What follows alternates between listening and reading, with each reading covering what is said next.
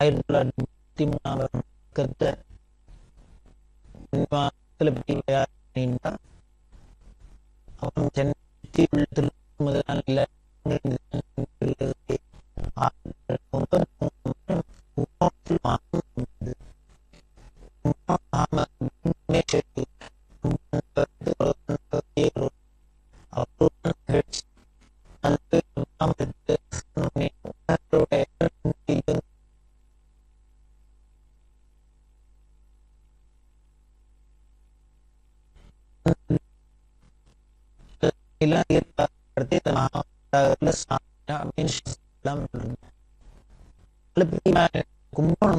ഉദ്ദേശിച്ച്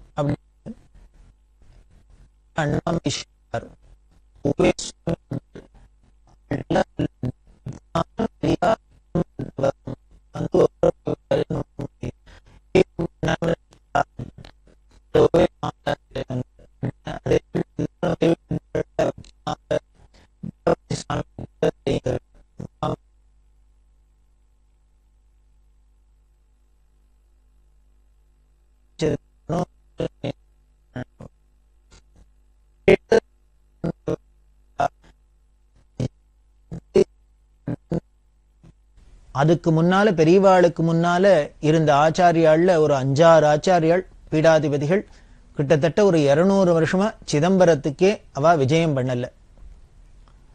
என்ன காஞ்சி காமகோடி பீடாதிபதிகள் ஏன் 200 வருஷத்துக்கு மேலே சிதம்பரத்துக்கு போகல அப்படின்னா, ஏதோ ஒரு ஆச்சாரியாள் காலத்துல ஒரு சின்ன பிரச்சனை, அதனால அவ இந்த சிதம்பரத்துக்கு போகாத வச்சா. அது என்ன பிரச்சனை அப்படின்னா வேற ஒண்ணும் இல்லை. ஆச்சாரியால் அங்க பேருக்கிற காமகோடி பீடாதிபதிகள் அங்க போனா, சிதம்பரத்துக்கு போனா, எந்த கோவில்ல போனாலும் அந்த சிவாச்சாரியால் என்ன பண்ணா, சுவாமிக்கு தீபாரதனை காமிச்சு அந்த விபூதி குங்குமம் இதான பிரசாதத்தை அவ கையால கொடுக்கறது, சேவார்த்திகள் பக்தாள்லாம் எல்லாரும் வாங்கிக்கிறது அப்படின்னு சம்பிரதாயம். ஆனா இங்க தரிசனம் பண்ண போற ஆச்சாரியால் ஜெகத்குருவா இருக்கிறதுனால, காஞ்சி காமகோடி பீடாதிபதிகளா இருக்கிறதுனால, இவாதான் அடுத்தவாளுக்கு பிரசாதம் கொடுக்கிற சம்பிரதாயமே வழிய வேற இன்னொருத்தர் பிரசாதம் நேரா அவ கையிலேருந்து வாங்கிக்கிறதுங்கிற ஒரு சம்பிரதாயம் இல்லை. அப்போ கோவிலுக்கெல்லாம் போனா என்ன பண்ணுவான்னு, அவ தீபாரதனை காமிப்பா, அப்படி கொண்டு முன்னால வைப்பா, அவ எடுத்துப்பா. அதே மாதிரி அவ விபூதியோ குங்குமோ பிரசாதத்தை கொண்டு முன்னால வச்சிருவா, அவளாவே ஸ்வீகரிச்சுக்கிறது அப்படிங்கிற ஒரு சம்பிரதாயம். அந்த சம்பிரதாயத்தை ஒட்டி தான் அந்த ஆச்சாரியாலும் இங்க சிதம்பரத்துக்கு போனா. அங்கானா தீட்சிதர்கள்லாம் என்ன பண்ணா, நாங்க சாட்சாத் பரமேஸ்வரனோட கைலாசத்திலேருந்து வந்திருக்கிறதுனால இங்க நாங்க தான் எல்லாருக்கும் கொடுக்கிற சம்பிரதாயம் அப்படின்னு, நாங்க தான் கொடுப்போம் அப்படின்னு சொல்ல, இவா இங்க வாங்குற சம்பிரதாயம் இல்லை அப்படின்னு இருக்கிறதுனால இவா சாஸ்திரத்தை சொல்ல, அதுல சின்ன ஒரு தகராறு அப்படின்னு சொல்லப்படாது, ஒரு சின்ன அபிப்பிராய பேதம் வந்துடுத்து. இதை வேண்டாம் அப்படிங்கிறதுனால இதை அவாய்ட் பண்ணணும், அனாவசியமா ஒரு பிரச்சனை வேண்டாம் அப்படிங்கிறதுனாலயே அதுக்கப்புறம் இருந்த 200 வருஷமா காஞ்சி காமகோடி பீடாதிபதிகள் அந்த சிதம்பரத்துக்கு போய் தரிசனம் பண்றது இல்லை அப்படின்னு வச்சிருந்தா. அதாவது சிதம்பரத்துக்கு போனா கூட வெளியிலேயே பிரதட்சணம் பண்ணிட்டு கோபுர தரிசனமே கோடி பாப்ப விமோச்சனம் அப்படின்லாம் சொல்றோம். அப்படிதான் பண்ணியிருந்தால் வழி உள்ளுக்குள்ள சபையில போய் சன்னதியில போய் தரிசனம் பண்றது இல்லைன்னு வச்சிருந்தா. இந்த சம்பிரதாயத்தை மாத்தணும்னு தான் அண்ணாமலை செட்டியாருக்கு ஆசை. அந்த தண்டபாணி சுவாமி தீட்சிதர் முதலான பரம பக்தாளுக்கெல்லாம் ஆசை. இப்பேற்பட்ட ஜெகத்குரு ஆச்சாரியால் நம்ம கோவிலுக்கு வரணும், இங்க வந்து தரிசனம் பண்ணணும் அப்படிங்கறதுல ஆசைப்பட்டு அதைத்தான் அண்ணாமலை செட்டியார் ஊவே சுவாமிநாதர், ஏன்னா சுவாமிநாதர் அடிக்கடி பெரியவாள்கிட்ட வந்து பேசிட்டு ரொம்ப பிரியமா இருந்ததுனால, நீங்க சொல்லுங்க எப்படியானும் பெரியவா வரணும், ஒரு தரமான சிதம்பரத்துக்கு வந்து தரிசனம் பண்ணணும் அப்படின்னு சொல்ல ஊவே சுவாமிநாதரும் வற்புறுத்த, இந்த தண்டபாணி சுவாமி தீட்சிதரும் வற்புறுத்த, எல்லா பக்தாலும் அப்படி சொன்னதுக்கு அப்புறம் பிரார்த்தனைக்கு இணங்கி பெரியவா இந்த 1933 வருஷம் சிதம்பரத்துக்கு வந்தா. சிதம்பரம் பெரிய மகாக்ஷேத்திரம், பூமிக்கு ஹிருதயஸ்தானம் அப்படின்னு சொல்லப்பட்டிருக்கு. ஹிருதயாகாசம் அப்படிங்கிற எல்லா மனுஷாளுக்குமே, மனுஷா இந்த சரீரம்ங்கிறதே பஞ்சபூதங்களோட சேர்க்கையினால இருந்ததுதான். இந்த உலகத்துல அண்டச்சராச்சரத்துல பிரபஞ்சத்துல எல்லாமே இந்த பஞ்சபூதங்களோட சேர்க்கையில ஒரு காம்பினேஷன் தான். ஆகாசம், பூமி, நீர், நெருப்பு, வாயு அப்படிங்கிற இந்த பஞ்சபூதங்கள்னால செய்யப்பட்டுதான் அதோட சேர்க்கை காம்பினேஷன் தான். அது ஒவ்வொன்றுத்துல ஒவ்வொரு வித்தியாசம், அந்த ரேஷியோ மாறி இருக்கும். அப்படி இருக்கிறதுல இந்த சரீரமுமே பஞ்சபூதத்தினால ஆனதுதான். பஞ்சபௌதீகமான சரீரம், பௌதீகம் பௌதீகம் அப்படின்னே சொல்றோம் விஞ்ஞானத்துல. அதுக்குள்ள ஹிருதயாகாசம் அப்படின்னு ஆகாசம் எங்க இருக்கு, ஆகாசம்ங்கிறது எங்க இருக்குன்னு, அந்த வெளி உள்ளுக்குள்ள ஹிருதயத்துக்குள்ள இருக்கு, அதிசூக்ஷ்மமா இருக்குன்னு சாஸ்திரம் சொல்றது. அந்த ஹிருதய ஆகாசத்துக்குள்ள என்ன இருக்குன்னு, எப்பொழுதும் நம்ம ஆத்மஸ்வரூபமான அந்த அந்தராத்மாங்கிறது அது உள்ளுக்குள்ள இருக்கு. இந்த சரீரம்ங்கிற கூடு, அந்த சரீரத்துக்குள்ள உள்ள ஹிருதயஸ்தானம், சென்டரா ஒரு ஹிருதயம் அப்படிங்கிற ஸ்தானம், அதுக்குள்ள ஒரு வெளி, ஆகாசம் வெளி அப்படின்னு தமிழ்ல சொல்லுவா. அதுக்குள்ளதான் இந்த ஆத்மஸ்வரூபம் அப்படிங்கிறது சூக்ஷ்மமா ஆத்மாங்கிறது இருக்கு. இதத்தான் வெளியில பண்ணினாக்க சிதம்பரம்ங்கிற க்ஷேத்திரம். இந்த பூமிங்கிறது ஒரு பெரிய சரீரம் அப்படின்னா, அந்த பூமிங்கிற சரீரத்துக்கு ஹிருதயஸ்தானமா இருக்கிறது இந்த சிதம்பரம்ங்கிற க்ஷேத்திரம். முன்னாலேயே பார்த்திருக்கோம், காஞ்சிங்கிறது நாபிஸ்தானம் அப்படின்னு. ஒரு ஆள் இருந்தாக்க அவருக்கு காலு, கை, வயிறு, ஹிருதயம், கண்ணு, மூக்கு எல்லாம் இருக்குமே. அது மாதிரி இந்த பூமிங்கிற இந்த விராட் புருஷனுக்கு நாபிஸ்தானம், தொப்புள் ஸ்தானம் காஞ்சி. மூலாதாரம் அப்படின்னு சொல்லக்கூடிய மூலாதார ஸ்தானம் அதுதான் திருவாரூர் அப்படிங்கிறது. ஹிருதயஸ்தானம் தான் சிதம்பரம் அப்படிங்கிறது. சித் அம்பரம் அப்படிங்கிறோம். இதய வழி, அதுதான் சிதம்பரம். அந்த சிதம்பரத்துல இந்த தத்துவத்தை குறிக்கிறதா தான் இருக்கு. ஆகாச க்ஷேத்திரம், ஆகாச க்ஷேத்திரம் பஞ்சலிங்கத்துல அப்படின்னு சொல்றோம். அந்த பஞ்சலிங்கத்துல அந்த சென்டர்ல எப்படி நமக்கு உள்ளுக்குள்ள ஆத்மா இருக்கோ அதே மாதிரி அந்த சென்டர்ல நடுப்புற சபையில சாட்சாத் ஆனந்த ஸ்வரூபமா, ஆத்மஸ்வரூபமா நடராஜங்கிற மூர்த்தி இருக்கு. இந்த நடராஜ மூர்த்தியோட தத்துவமே, அந்த கோலமே ரொம்ப பெரிய தத்துவமயமானது. ஆனந்தம் தான் இருக்கு. அதாவது நம்மளோட அந்த ஆத்மாவோட ஸ்வரூபம் என்னன்னு, ஆனந்தம் தான் ஸ்வரூபம், ஆனந்தம் தான் பிரம்மம் அப்படின்னு வேதமே அப்படித்தானே சொல்றது. அந்த ஆனந்த நடராஜன் அப்படின்னு சொல்றோம். ஆனந்தம் இருந்தா என்ன பண்ணுவோம், எல்லாருக்கும் நல்ல மூடு இருந்து சந்தோஷமா இருந்தா உடனே ஆடி பாடின்னு குதிச்சுன்னு இருப்போம். ஆனந்த தாண்டவம் அப்படிங்கிற அப்படி அந்த ஆத்மஸ்வரூபம் ஆனந்தமா இருக்கிறதான் ஒரே ஆனந்தமா ஆடின்னு இருக்கு. அதைத்தான் அங்க சிதம்பரம் நடனம் நடனம் அப்படின்லாம் சொல்றோம். இதுதான் இந்த நடராஜ தத்துவம். அது ரொம்ப பெரிய க்ஷேத்திரம். பூ கைலாசம் அப்படின்னு சொல்றோம். பரமேஸ்வரன் இருக்கிறது, ஒரிஜினல் கைலாசம் எங்க இருக்கு, அதே மாதிரி இங்க பூமியில இருக்கிற கைலாசம் இந்த சிதம்பரம் அப்படின்னு சொல்றோம். இந்த சிதம்பரத்துக்கு பல பெருமைகள் உண்டு. அதுல நடராஜா ஆடுற சபையில 5 சபை அப்படின்னு சொல்லுவா, பஞ்ச சபை அப்படின்னு சொல்லுவா. அதுல கனக சபை அப்படின்னு பேரு, பொன்னம்பலம் அப்படின்னு தமிழ்ல சொல்றோம். பொன்னால வேயப்பட்ட சபை, அதுல ஆடின்னு இருக்கார், ஆனந்தமயமா இருக்கார் சாட்சாத் பரமேஸ்வரன். இந்த பராந்தக சோழன் அப்படிங்கிறவன் அதுக்கு பொன் வேய்ந்ததா நமக்கு சரித்திர ரீதியா சொல்றார். ஆனால் என்ன அப்படின்னா, அதுக்கு முன்னாலேருந்தே அது கனகசபையா தான் இருந்திருக்கு. இந்த கனகசபை அப்படிங்கிற பொன்னம்பலங்கிற பேர் பராந்தகனுக்கு முன்னாலேருந்தே இருக்கு. அதனால இந்த பராந்தகன் அதை திருப்பி ரெனோவேட் பண்ணி இன்னைக்கு நாம பார்க்கிற அந்த பொற்சபையை நமக்கு கைங்கரியம் பண்ணியிருக்கான வழியா, அதுக்கு முன்னாலேயும் அது பொற்சபையாவே தான் இருந்தது, கனகசபையாவே தான் இருந்தது. அப்படி பல ராஜாக்கள்லாம் அங்க கைங்கரியம் பண்ணியிருக்கா, சோழ ராஜாக்கள்லாம். தேவாரம் அப்படிங்கிற பொக்கிஷம்லாம், தமிழ் மறை அப்படின்னு சொல்லக்கூடியது உலகத்துக்கு கிடைச்சதே இந்த சிதம்பரம் நடராஜா அனுகிரகத்தினால்தான். அது ராஜராஜ சோழனோட பெருமுயற்சியால நடந்தது அப்படின்னு வரலாறு தெரிஞ்சவா எல்லாருக்குமே தெரிஞ்சிருக்கும். அப்படி அவ்வளவு மகிமை உள்ளது அந்த சிதம்பர க்ஷேத்திரம் நடராஜா. அங்க மூலஸ்தானத்துல மூலஸ்தானநாதர் அப்படின்னே பேரு சுவாமி. அங்க மூலஸ்தானம் இருக்கு. சிவகங்கை அப்படின்னு சாட்சாத் பரமேஸ்வரனோட ஜடாபாரத்திலேருந்து வந்த கங்கையே அங்க குளமா இருக்கு. சிவகாமி அம்பிகா சன்னதி. இப்படி எல்லாம் நிறைஞ்ச உயர்ந்த பூகைலாசமான இந்த சிதம்பரத்துல பெரிய ஆனந்தமா தரிசனம் பண்ணா. அந்த சிதம்பரத்துக்கு போயிட்டா இவாளோட வற்புறுத்தெல்லாம் ஆசையெல்லாம் பட்டதுனால பெரியவாளுக்குமே ரொம்ப ஆசை போகணும்னு போயிட்டா. முன்னால ஒரு ஊர்ல தங்கி இருக்கா. அப்புறம் கார்த்தாலே ஏந்துன்னு இவ சிதம்பரத்துக்கு போறா. எல்லாரும் சொல்லியிருந்தா 200 வருஷத்துக்கு அப்புறம் காமகோடி பீடாதிபதிகள் வரதுனால ரொம்ப பெரிய வரவேற்பு கொடுக்கணும் அப்படின்னு எல்லாம் ரொம்ப விமர்சையா ஏற்பாடு பண்ணியிருந்தா. அதனால ஊருக்கு 5-6 கிலோமீட்டர் முன்னால ஒரு இடத்துல பெரியவா தங்கிண்டு மறுநாளைக்கு பொழுது விடிஞ்சோன்னு பட்டணம் பிரவேசமா மேளதாளத்தோட சிதம்பரத்துக்குள்ள பிரவேசம் பண்ணி நடராஜ தரிசனம் பண்ணணும் அப்படின்னு தான் ஏற்பாடு ஆயிருந்தது. ஆனா என்ன பண்ணிட்டா பெரியவா, ராத்திரி அங்க போய் முதல் கேம்ப்ல இருக்கிறதே தங்கிட்ட கைங்கரியம் பண்ணிவிட்டு சொன்னா, கார்த்தால நான் உன்னை எழுப்புவேன், என்னோட வரணும், மடி வஸ்திரம் மட்டும் எடுத்துட்டு நேரம் வரணும் அப்படின்னு. வேற ஒத்துட்டையும் சொல்லல. இந்த கூட கைங்கரியம் பண்ண ஒருத்தர் பெரியவாளோட மடி வஸ்திரத்தை எடுத்துட்டார். விடிகாரத்துல 3 மணி வாக்குல இருக்கும். ஏந்துண்டா பெரியவா அங்கேருந்து கிடுகிடுகிடுன்னு நடந்து சிதம்பரத்துக்கு வந்துட்டா. ஊரே நிசப்தமா இருக்கு. அந்த நடராஜா கோவில்ல பெரிய கதவு இருக்கும், அதுல திட்டி கதவு அப்படின்னு சொல்லுவா. சின்னதா ஒரு கதவு இருக்கும். அந்த கதவை திறந்துதான் அந்த கோவில்ல வேலை பார்க்கிறவாள்லாம் உள்ள போயிட்டு வரதுக்காக அதை வச்சிருப்பா. அந்த திட்டி கதவை திறந்துன்னு இவ உள்ளுக்குள்ள போனா, சிவகங்கையில ஸ்நானம் பண்ணினா, வஸ்திரத்தை மாத்தினா, விபூதி ருத்ராட்சதாரணம் எல்லாம் பண்ணிட்டா.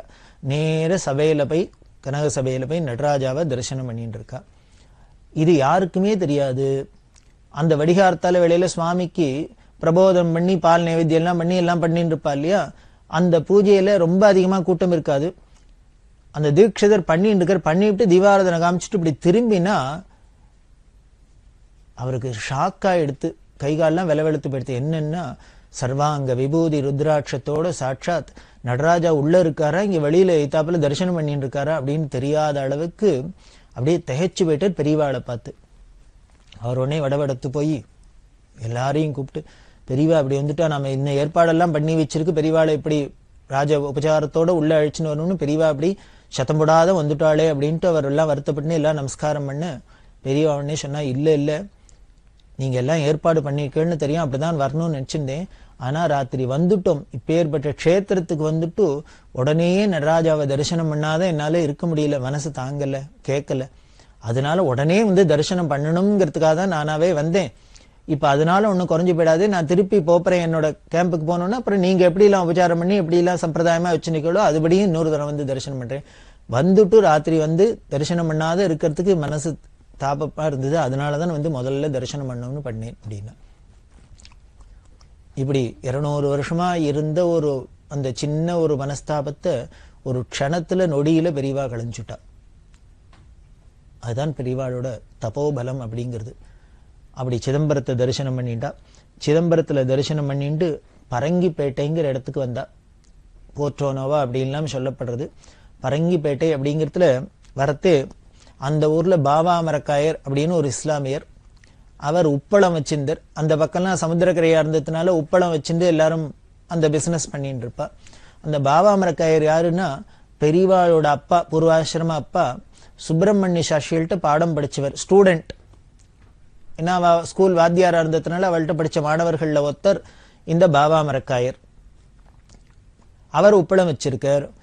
பெரியவா குழந்தையா சின்ன வயசுல இருக்கிறதே இந்த சுப்பிரமணிய சாஸ்திரி வீட்டுக்கு அடிக்கடி இந்த பாபா மரக்காயர் வர வழக்கம். இந்தியா இருக்கிறதே இந்த பாபா மரக்காயர் பட்சணங்கள் வாங்கிட்டு வருது, அதே மாதிரி விளையாட்டு சாமான்கள் வாங்கிட்டுறது, முதலான பழங்கள் வாங்கிட்டுறது, இதெல்லாம் ஒரு சம்பிரதாயமா வச்சுன்னு வந்திருக்கார். குழந்தை சுவாமிநாதனா பார்த்து, தன்னோட வாத்தியாரோட பிள்ளையோ இல்லையோ சுவாமிநாதன், அந்த சுவாமிநாதனை பார்த்தது முதல்ல நம்ம கடலூர்ல திருப்பாதிருப்புலியூர்ல பார்த்தோம். அச்சலாம்பிகை அம்மையார் அப்படிங்கிற அம்மா பெரிய கவிஞர், அவ சுப்பிரமணிய சாஸ்திரியோட ஸ்டூடெண்ட். குழந்தை சுவாமிநாதனா பார்த்தவளை இப்போ ஜெகத்குருவா பார்க்கறதுக்காக வந்தா அப்படின்லாம் பார்த்தோம். அதே மாதிரிதான் இவரும் இந்த பாபா மரக்காயரும் பெரியவாளை தரிசனம் பண்ணிட்டு என்ன பண்ணார், ஊர் எல்லையிலேயே இவர் தான் பூர்ண கும்பம்லாம் எடுத்துட்டு எனக்கு தான் அந்த ரைட் அப்படின்னு அங்க ஒரு பெரிய உரிமையாவே அவர் கொண்டாடி இருக்கார். எல்லாருக்கும் கொஞ்சம் ஒரு இந்து மத தலைவர் வரத்தே, ஒரு சனாதன மதத்துக்கு உண்டானவர் வரத்தே, ஒரு இஸ்லாமியர் அவர் முன்னால நின்று தனிவேன்னு சொல்றாரு அப்படின்னு. ஆனா அவர் ஒன்னும் அதுக்கு கவலையே படல.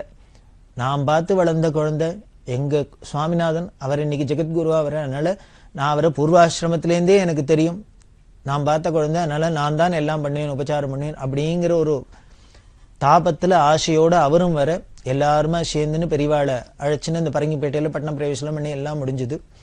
அந்த பாபா மரக்காயர் சொன்னார், உப்பளம் இருக்கு என்னோடது, அந்த உப்பளம் முழுக்கலும் பெரியவா பாதம் படணும், அதுக்காக அவசியம் எனக்கு வரணும் அப்படின்னு.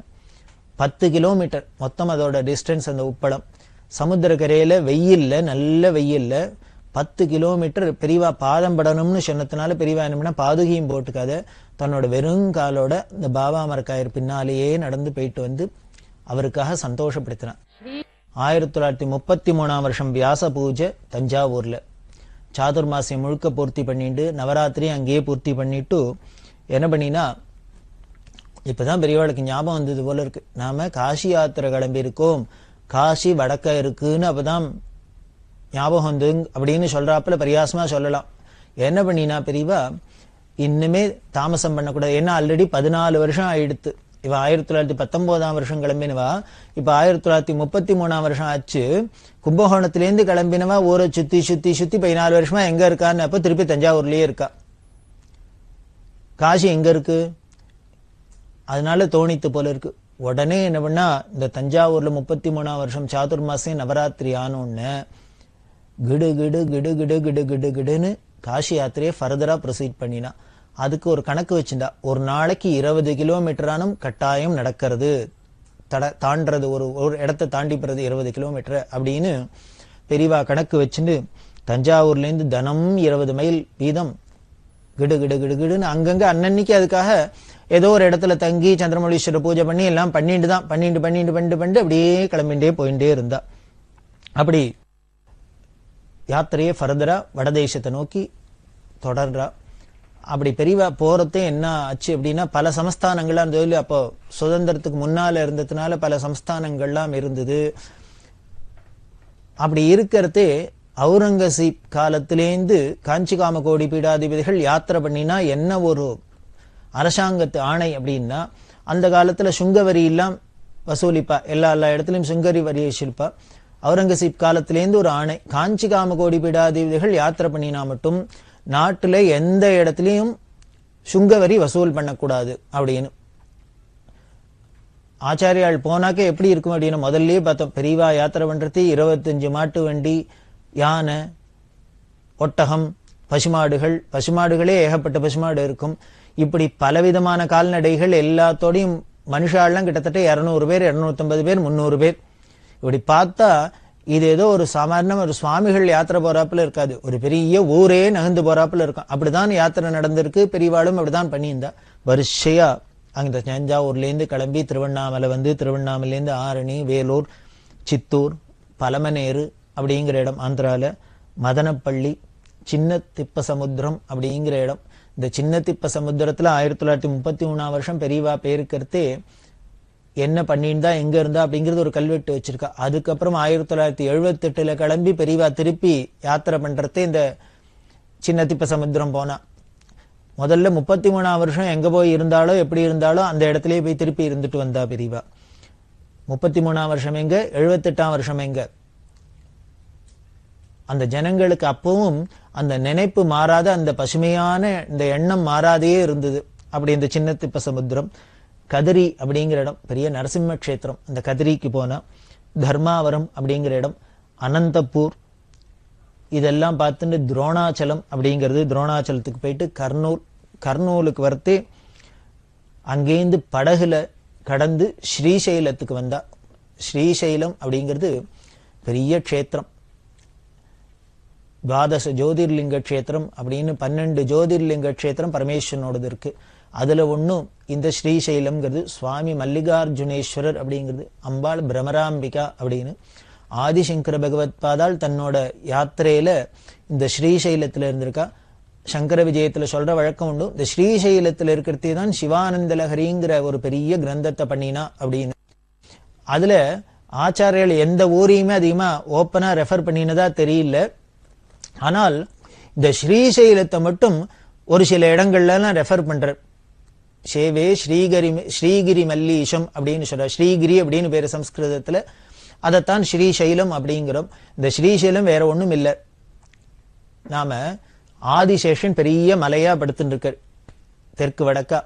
அந்த மலை அதனால்தான் சேஷாச்சலம் அப்படின்னு பேரு. அந்த ஆதிசேஷன் மலையா இருக்கிறதே கால் மாட்டுல விஷ்ணு இருக்கார், தலைமாட்டுல சிவன் இருக்கார். அங்க இருக்கிறது தான், இந்த பக்கத்துல இந்த எண்டில் இருக்கிறது தான் பெருமாள் இருக்கிறது தான் வெங்கடேசன். வெங்கடேசன் அப்படிங்கிற வெங்கடாச்சலபதி அப்படிங்கிறோம். அவர் இருக்கிற இடத்துக்கு பேரே திருமலைன்னு தானே பேரு. இங்க திருமலைன்னு பேரு, அங்க ஸ்ரீசைலம்னு பேரு. அது சமஸ்கிருதத்துல இருக்கு, இது தமிழ்ல இருக்கு, அவ்வளவுதான்.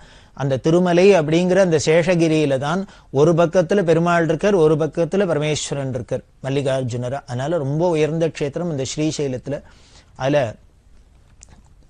ரொம்ப வனாந்தரமான இடம், தபஸ்விகளுக்குன்னே உள்ள இடம். அந்த இடத்துல கல்லால விருட்சம் அப்படின்னு ஒண்ணு இருக்கு. அதுக்கு அடியில தான் உட்கார்ந்துட்டு ஆச்சாரியால் தபஸ் பண்ணினதா பெரியவா சொல்லி, அந்த இடத்துல போய் பெரியவா தானும் அங்க அமானுஷ்யமான இடத்துல தபஸ் பண்ணியிருந்தா. இன்னைக்கு போனா கூட ரொம்ப வனாந்தரமா தான் இருக்கும். அப்படி இருக்கிறது 33ஆம் வருஷம் அப்படிலாம் இந்த சமயத்துல எப்படி இருந்திருக்கும் அப்படின்னு பாத்துக்கலாம். அந்த ஸ்ரீசைலத்துல கொஞ்ச நாள் பெரியவா ரொம்ப ஆனந்தத்தை அனுபவிச்சா. அங்க இருந்துட்டு அப்புறம் ஜல்லாபுரம், அனந்தபுரம் இதெல்லாம் வழியால மத்திய பிரதேசத்துக்குள்ள வந்த ஆந்திராவை தாண்டி அதுல கத்வால் அப்படிங்கிற இடம். அந்த கத்வால்ல ராணி, அந்த கத்வால் ராணி பெரியவாளை உபச்சாரம் பண்ணி வரவேற்க, அதுக்கப்புறம் அந்த மத்திய பிரதேசத்துல பெரியவாளோட யாத்திரை தொடர்றது. ரொம்ப கடுமையான யாத்திரை. ஏன்னா ரொம்ப வனப்பிரதேசம், மலைகள் உள்ள இடம். அதுல யாத்திரை பண்றது, அதுவும் இத்தனை பரிவாரங்களையும் அழிச்சுன்னு போறதுங்கிறது ரொம்ப சிரமமான காரியம். அது அத்தனை சிரமத்தெல்லாம் தாண்டிண்டு பெரியவா அந்த யாத்திரையை தொடர்றா.